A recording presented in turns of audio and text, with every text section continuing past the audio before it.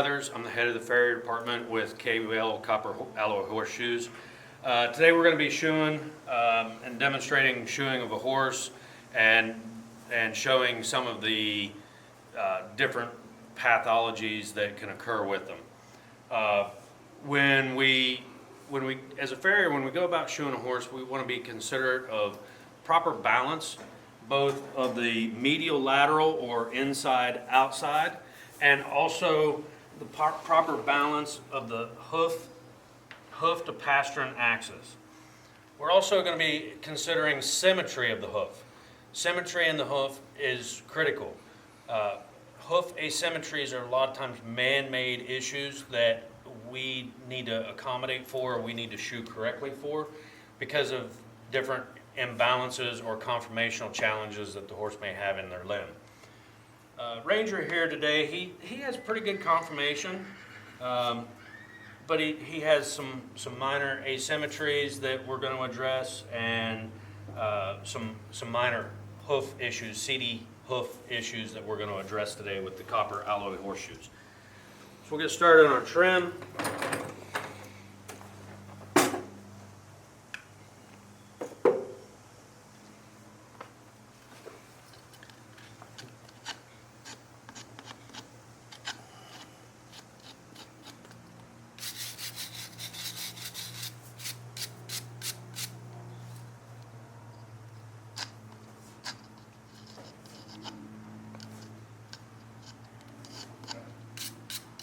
So Ranger's not going to need much for a trim today. We've already, just in wear, he's worn his toe off, really blunt.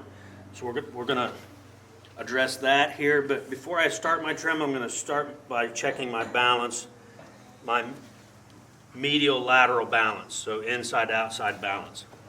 In order to do this, I must make sure that his head is straight in line with his body, because that in itself can cause the hoof to appear imbalanced.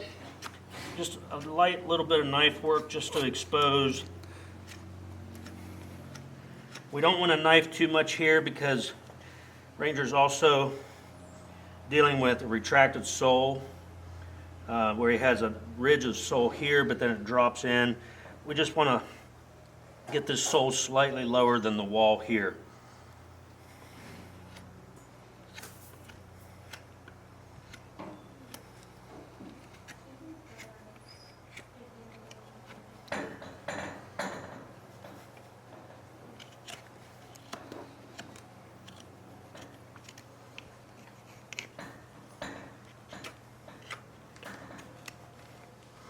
Frog is really in pretty good shape. We're just going to clean up just a little bit.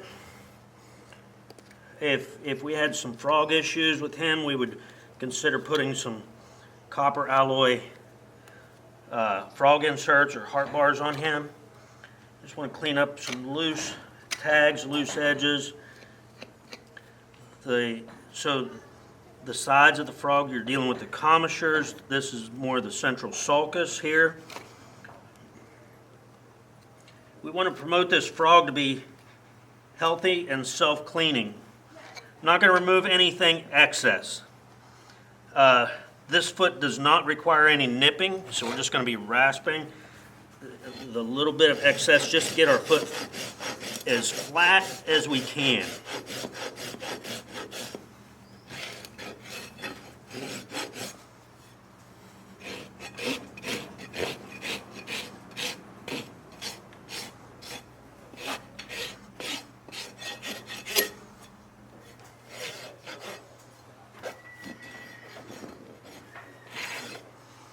So we have a little bit of a flare, a little distortion here. We're going to address when we take the foot up onto the stand.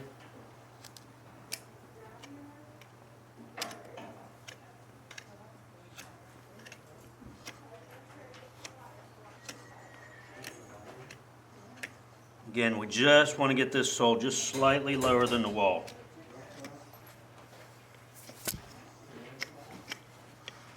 I'm going to clean up a little bit of this white line area. And you can see A little bit of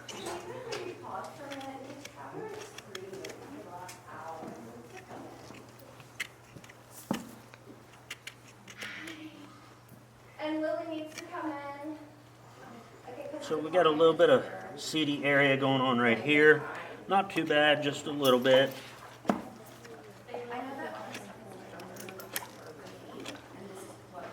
little bit of seedy area going on up here. Again, not too much, just a little bit. But we'll go ahead and put the copper alloy shoes on him.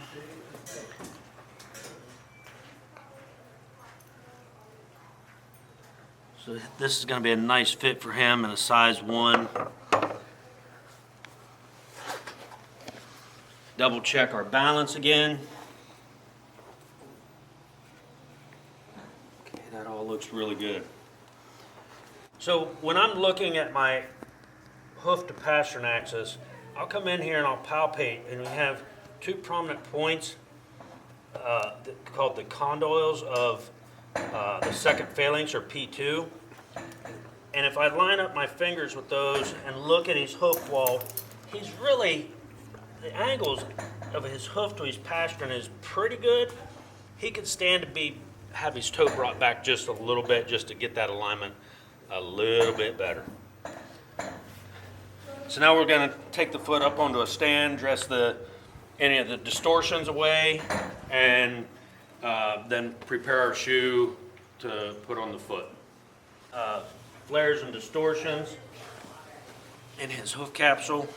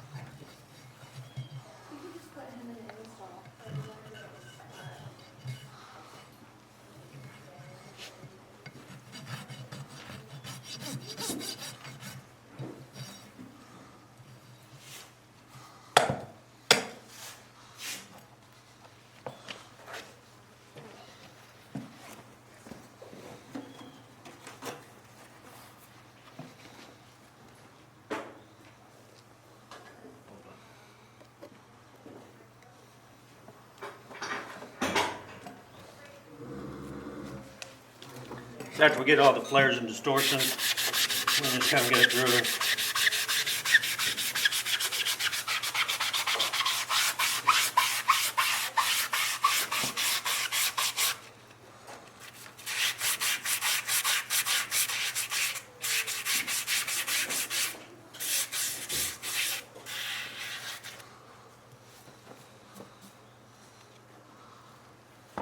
Just pretty up his foot just a little bit.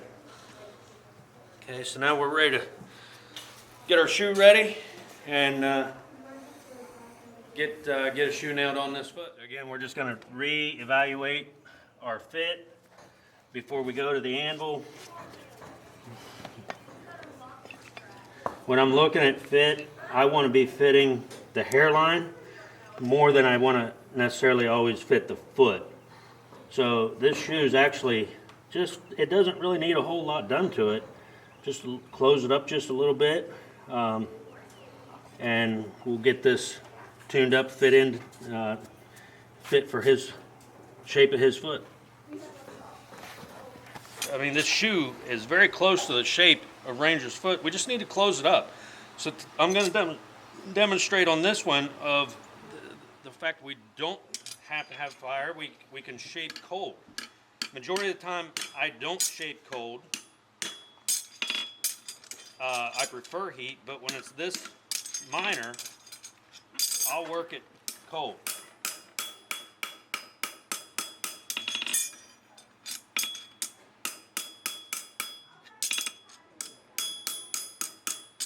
Just a little level work here just to work out any of the kinks.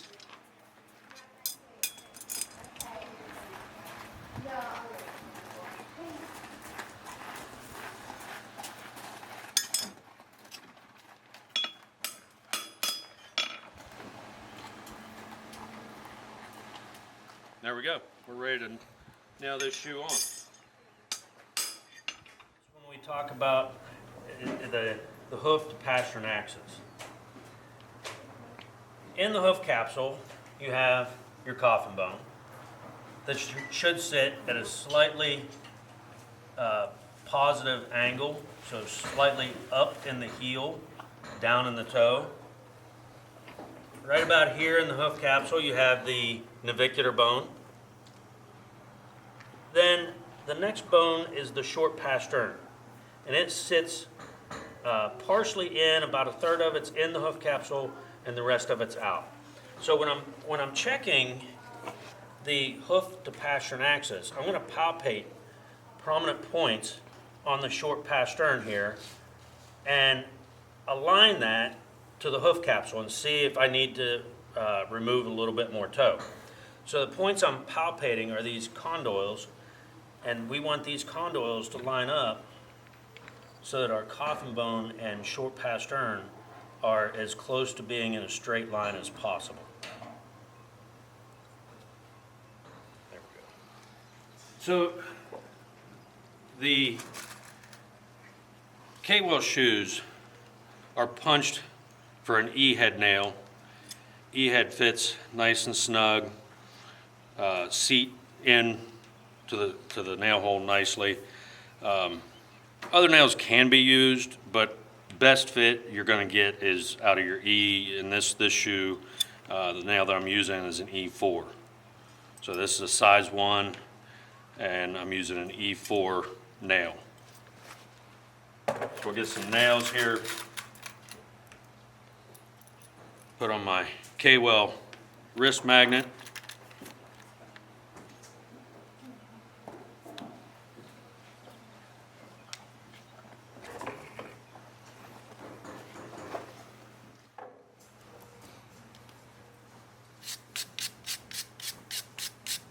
Again, before I start nailing, I always double check my balance, making sure that my medial lateral inside-outside balance is correct. We do have a little bit of foot here, a little bit of lateral or medial hoof to remove here, not much.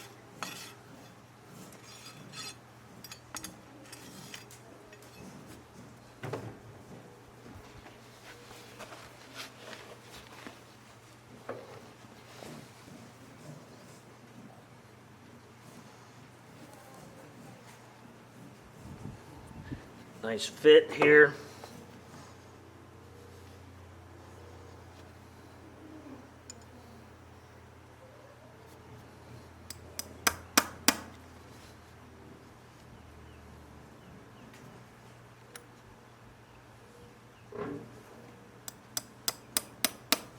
I typically 4 nail my horses. Not very many of them, I 6 nail.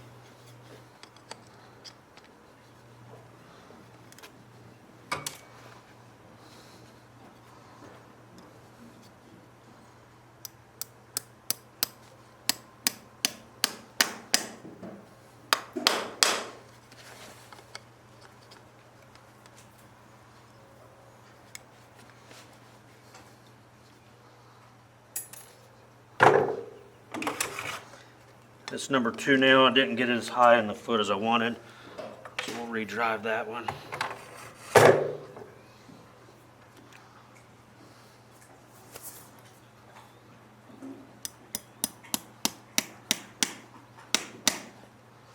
There we go.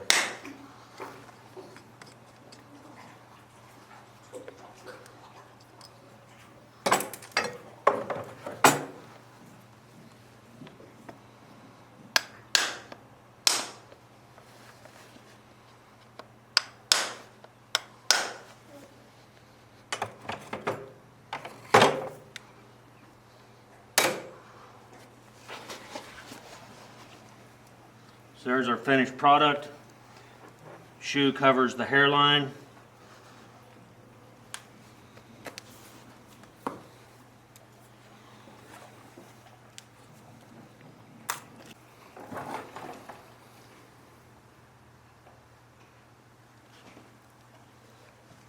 So now we're going to clinch these nails down. I prefer to gouge for my clinches.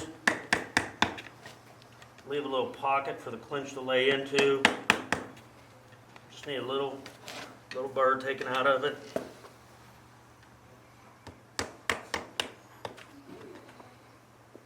Many different ways to gouge, many different ways that people like to clinch. The process of how you do it is not as critical and as important as just the use of the shoe.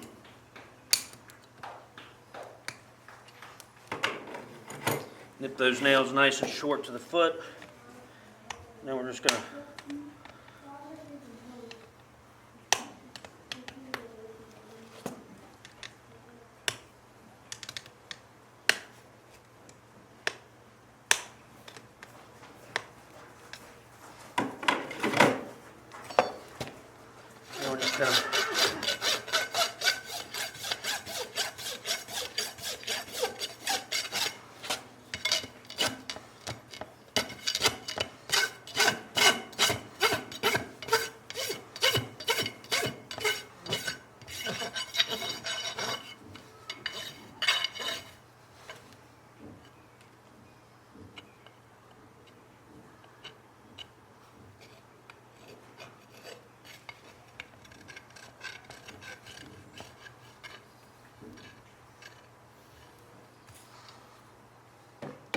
there we are. There's our finished product.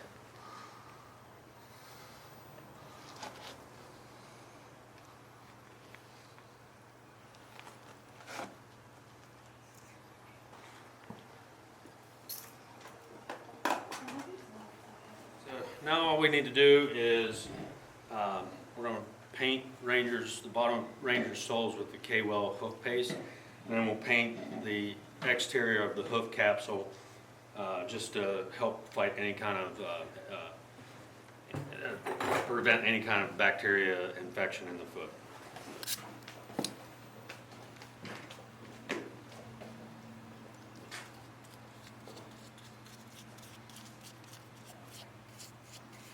Nice generous coat to the sole.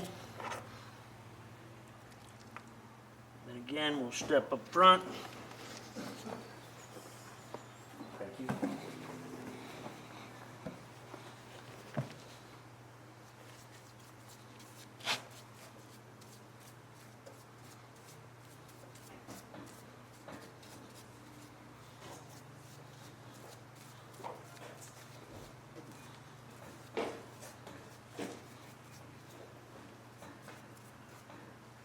There we go. So we get the foot nice and cleaned up. And then just apply a generous coat of the hoof paste to his sole to help with that retracted sole.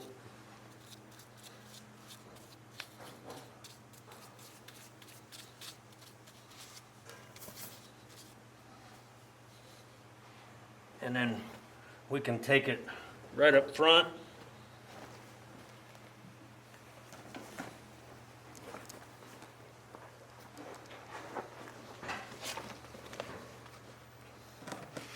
and apply it, especially on the base here where we had some of our separation.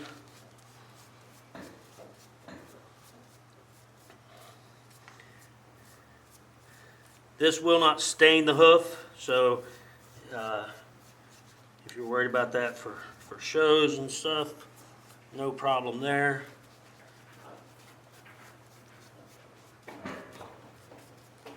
So there we go.